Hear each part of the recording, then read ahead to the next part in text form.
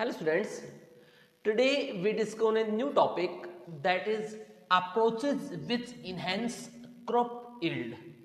ऐसे कौन कौन सी अप्रोचेज हैं जो क्रॉप के प्रोडक्शन को बढ़ा सकती हैं, क्रॉप की क्वालिटी को इम्प्रूव कर सकती हैं, राइट? ऐसी कौन कौन सी अप्रोचेज हैं?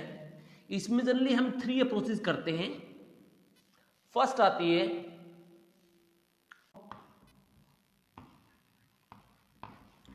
Variety improvement,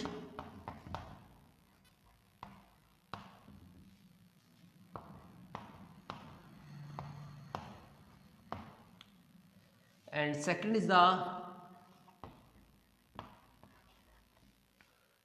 crop production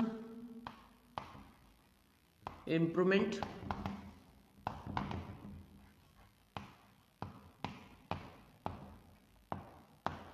and third is the crop protection improvement. Protection improvement.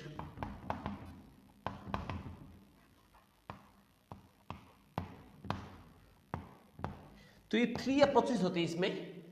First approach हम करेंगे क्रॉप वैरायटी इंप्रूवमेंट, कि क्रॉप की वैरायटी किस तरह से इंप्रूव कर सकते हैं। तो नंबर फर्स्ट अप्रोच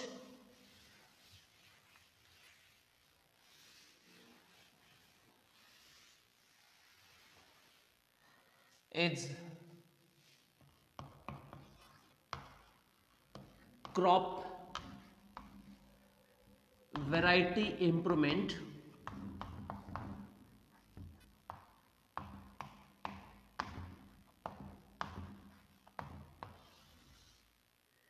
देखो क्रॉप वैरायटी इंप्रूवमेंट में क्या होता है, हम यहाँ पे किसी एक पर्टिकुलर क्रॉप की वैरायटी को इंप्रूव करते हैं, उसके अच्छे क्वालिटी के सीड बनाते हैं, और वो प्रोसेस जो होती है वो जनरली हाइब्रिडेशन प्रोसेस के थ्रू ऐसा होता है, राइट? इसमें क्या होता है, क्रॉप सीड क्वालिटी इंप्रूव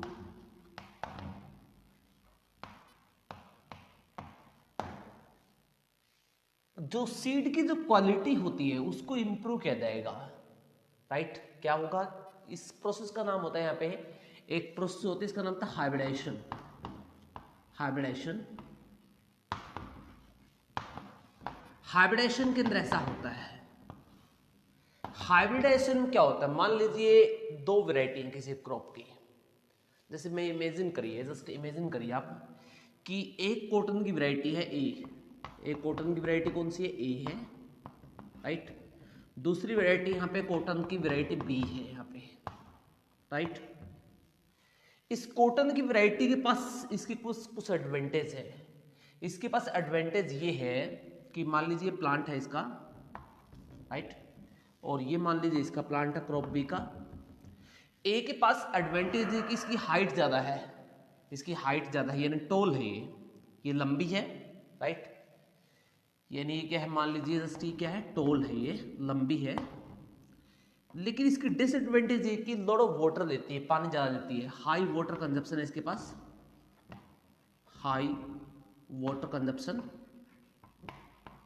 यानी पानी ज़्यादा लेती है, राइट?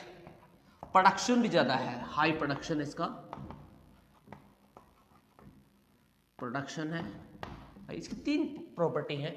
अब कॉटन की जो बी वैरायटी, इसके पास क्या है, इसकी सबसे बड़ी है ड्वार्फ है, साइज छोटा है इसका, राइट?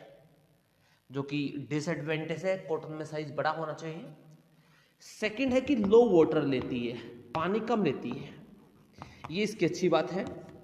डिजीज रेजिस्टेंस, डिजीज बीमारियां कम आती है इसमें, राइट? एंड प्रोडक्शन भी कम है इसका, लो प्रोडक्शन। यानी अब हमने क्या किया, इसके जो फ्लावर होता है, इसके फ्लावर में 2 चीज़ मिलती है, एक मेल मिलता है, एक फीमेल मिलता है। सेम है, जिसके फ्लावर में भी क्या मिलता है, मेल फीमेल मिलती है और मेल मिलता है। हम यहाँ पे क्या करते हैं, इसके अंदर जो मेल गैमेट होते हैं वो इसके अंदर डाल देंगे और इसके मेल गैमेट इस पे डाल देंगे, राइट? इस आपस में क्या करवा दिया, क्रॉसिंग करवा दिया। तो ये क्रॉसिंग करवाना ही क्या कहलाता है, हाइब्रिडेशन कहलाता है। अब उसके बाद जब इनके सीड प्रोड्यूस होंगे, इससे सीड प्रोड्यूस होंगे और उससे सीड प्रोड्यूस होंगे, फिर मान लीजिए उन सीड को ग्रो किया तो उस सीड में हो सकता है दोनों की करेक्टरिस्टिक मिल जाए। जैसे अच्छी सी करेक्टरिस्टिक मिल जाए, प्लांट टोल भी हो, पानी भी टोल भी हो, हाई प्रोडक्शन भी हो और लो वाटर कंजप्शन भी हो, डिजीज डिस्टेंस भी हो। ऐसी कंडीशन सीड में आने की पॉसिबिलिटी जो होती है दोनों को क्रॉस करने के बाद बढ़ जाती है, तो वही क्या कहलाता है, वही कहलाती है हाइब्रिडेशन। क्या कहलाती है? हाइब्रिडेशन कहलाती है। तो हाइब्रिडेशन में होता क्या है, to different variety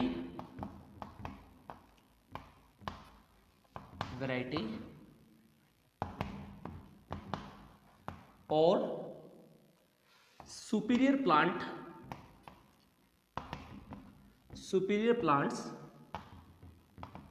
of same variety, कई बार वैरायटी सेम भी होती है, आर क्रॉस्ड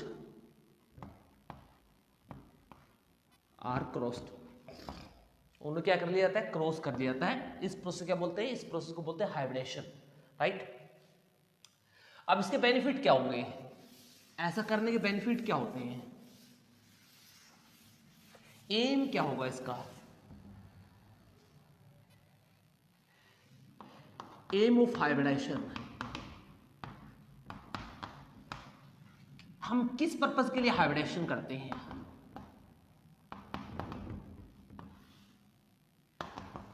फर्स्ट यहां पे पहला होता है to increase crop production,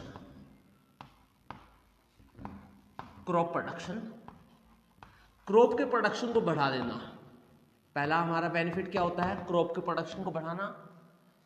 second होता है to improve the crop quality, जैसे अगर वीट है, वीट के अंदर प्रोटीन का लेवल बढ़ा दिया हमने, फैट कार्बोहाइड्रेट को थोड़ा कम कर दिया।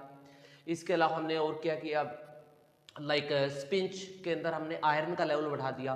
तो इस तरह से हमने वैरायटी के अंदर चेंज किया है to improve nutritional value of crop की न्यूट्रिशन वैल्यू को बढ़ा देना। To prevent post harvesting loss,